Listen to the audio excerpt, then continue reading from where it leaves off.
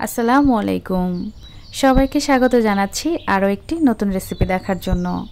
আজ তৈরি করব আয়ের মাছ দিয়ে আলু এবং মটরশুঁটির পাতলা ঝোল। যারা এখনও এভাবে খাননি রিকোয়েস্ট রইল একবারের জন্য হলেও ট্রাই করবেন, আশা করছি ভালো লাগবে। রেসিপিটি তৈরি করার জন্য এখানে আমি 6 পিস আয়ের মাছ নিয়েছি, অন্যান্য মাছও ব্যবহার করতে পারেন। এর উপরে সামান্য একটু হলুদ গুঁড়া, সামান্য একটু মরিচ গুঁড়া আর স্বাদ মতো দিয়ে দিচ্ছি লবণ। এখন সব কিছুকে খুব ভালো মতো মিশিয়ে নিতে হবে। মাছের সাথে আমি মশলাগুলো খুব ভালো মতো মাখিয়ে নিয়েছি। এখন এটাকে 3-4 মিনিটের জন্য রেস্টে রেখে দিব, এরপর ভাজতে চলে যাব। একটা প্যান ভালো মতো গরম করে এর মধ্যে পর্যাপ্ত পরিমাণে তেল দিয়ে তেলটাও ভালো মতো গরম করে নিয়েছি। এরপর আমি মাছগুলো দিয়ে দিচ্ছি। এখানে প্যান এবং তেল দুটোই খুব ভালো মতো গরম করতে হবে, তা না হলে মাছগুলো দেওয়ার সাথে সাথে কিন্তু প্যানের গায়ে আটকে যাবে। আর যদি ভালো মতো গরম করে নেন তাহলে মাছগুলো কিন্তু খুব সহজেই এভাবে উল্টানো যাবে। আমি মাছগুলোকে প্রতি পাশ 1 মিনিটের মতো করে ভেজে নিব, যাতে করে এর উপরটা ড্রাই না হয়ে যায়, সেই সাথে শক্তও না হয়ে যায়। আর লেজের অংশটা আমি একটু তাড়াতাড়ি তুলেছি, কারণ এর চামড়াটা কিন্তু আস্তে আস্তে দেখবেন যে একটু ফেটে যাওয়ার মতো হয় তেল ছিটে। সবগুলো মাছ আমি নামিয়ে নিয়েছি। অন্য একটা প্যানের মধ্যে সরিষার তেল দিয়ে দিচ্ছি 4 চামচের মতো। আপনি চাইলে এই রান্নাটা সয়াবিন তেলেও করতে পারেন, তবে সরিষার তেলেই বেশি ভালো লাগে। এরপর হাফ চা চামচের মতো আস্ত জিরা দিয়ে জিরাগুলোকে ভালো মতো ভেজে নিয়েছি, সুন্দর একটা অ্যারোমা বের হয়েছে। এরপর আমি কুচি করা পেঁয়াজ দিয়ে দিচ্ছি প্রায় 2 টেবিল চামচের মতো। পেঁয়াজগুলোকে অনবরত নেড়ে ভেজে নিতে হবে, একদম বেরেস্তা করার প্রয়োজন নেই, মোটামুটি ভাজা হলেই হবে যাতে কাঁচা গন্ধটা চলে যায়। এরপর এই তেলের মধ্যে 1 চা চামচ পরিমাণ হলুদ গুঁড়া, 1 চা চামচ পরিমাণ দিয়ে দিচ্ছি মরিচ গুঁড়া আর হাফ চা চামচ পরিমাণ দিয়ে দিচ্ছি ধনিয়া গুঁড়া। এরপর দিয়ে দিচ্ছি স্বাদ মতো লবণ।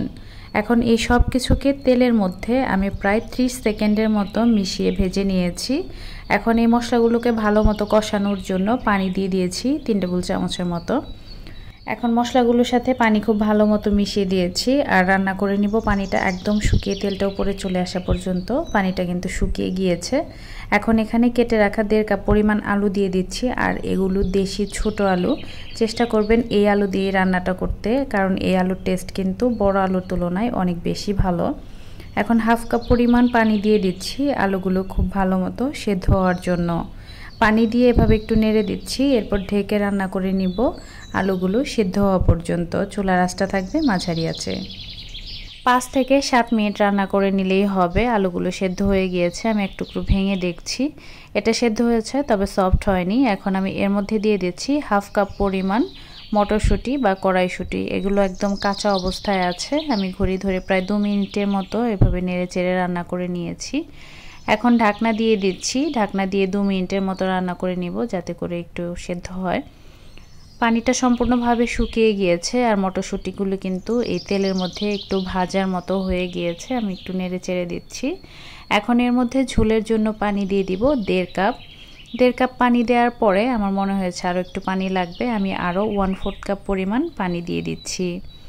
এখন মশলাগুলো পানির সাথে খুব ভালো মতো মিশিয়ে দিচ্ছি আর রান্না করে নিব এটা খুব ভালো মতো ফুটে ওঠা পর্যন্ত। চুলার আঁচটাকে হাই হিটে রেখেছি আর এটা ফুটে উঠেছে। এখন আমি মাছগুলো দিয়ে দিচ্ছি। এরপর দিয়ে দিচ্ছি 3টা কাঁচামরিচ, আমি এগুলোকে ফালি করে কেটে নিয়েছি। এখানে মাছগুলোকে কিন্তু এই পর্যায়ে দিতে হবে, কারণ ভাজার সময় মাছগুলো খুব বেশি সেদ্ধ করা হয়নি, যাতে করে উপরে ড্রাই না হয়ে যায় সেজন্য। এখন আমি ঢেকে রান্না করে নিব 5 মিনিটের জন্য। ঝোলটা কিন্তু অনেকটা ঘন হয়ে গিয়েছে। এখন এর মধ্যে দিয়ে দিচ্ছি ভাজা জিরার গুঁড়া হাফ চা চামচ। এখানে জিরা গুঁড়ার পরিবর্তে ধনিয়া পাতা কুচিও ব্যবহার করতে পারেন, তবে আমার কাছে ভাজা জিরার গুঁড়াটাই বেশি ভালো লাগে।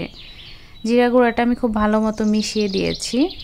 এখন চুলাটা অফ করে দিয়েছি। চুলার উপরে আমি রেখে দিচ্ছি 3-4 মিনিটের জন্য। ঝোলটা কিন্তু আরও একটু ঘন হয়ে গেছে, আমি চুলা থেকে নামিয়ে নিচ্ছি। আমি আগেই বলেছিলাম এইটা আমি পাতলা ঝোলে রান্না করব, আপনারা চাইলে আরও একটু ঘন করতে পারেন। আর আলুর তরকারিটা কিন্তু ঠান্ডা হওয়ার পর এমনিতেই একটু ঘন হয়ে যায়। নতুন দেশি ছোট আলু, আয়ের মাছ, কড়াইশুঁটি, এই 3টার কম্বিনেশন ঠিক কতটা মজার, না খেলে কিন্তু বুঝতে পারবেন না।